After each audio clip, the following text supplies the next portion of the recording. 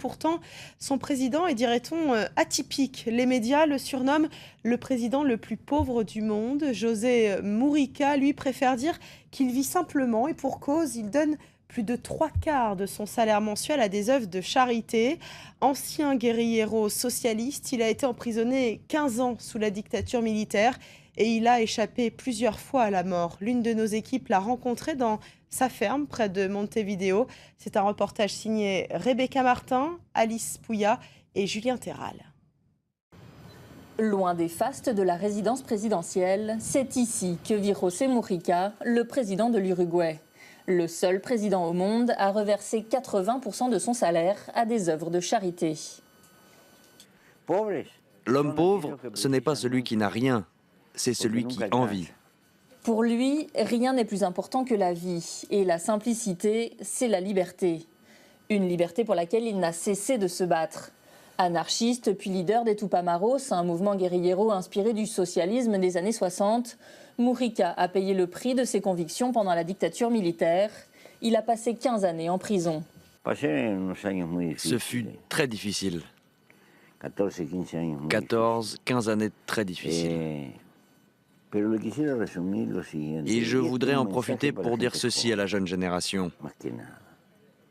Je ne serais pas la personne que je suis aujourd'hui si je n'avais pas vécu ça. Car l'homme apprend beaucoup plus dans la douleur que dans la facilité. Il s'évade par 2 fois de cet ancien centre pénitentiaire, aujourd'hui transformé en centre commercial. Trahi ensuite par l'un des siens, il passe 8 années en isolement total. Mauricio Rosenkopf était son voisin de cellule. Les tortures qu'ils ont subies n'ont fait que renforcer leur détermination. Nous avons choisi un chemin, celui de la lutte pour l'égalité sociale, un combat pour la vie. Sur ce chemin, tu peux te retrouver confronté aux barricades militaires, à la mort d'un camarade à tes côtés et même à la présidence de la République. Mais ce qui compte, c'est de poursuivre la lutte. Libéré à la fin de la dictature, Mujica devient successivement député, sénateur, ministre de l'Agriculture et enfin président. Son image d'un homme sympathique, d'un grand-père qui donne de bons conseils, qui parle, marche et s'habille comme tout le monde, tout ça a fait que les gens se sont dit « Tiens, il est comme nous, votons pour lui ». Pépé, comme on le surnomme ici, est un pragmatique. Mariage pour tous, dépénalisation de l'avortement, nationalisation du commerce de la marijuana. L'Uruguay apparaît comme une enclave progressiste sur un continent latino-américain encore très conservateur.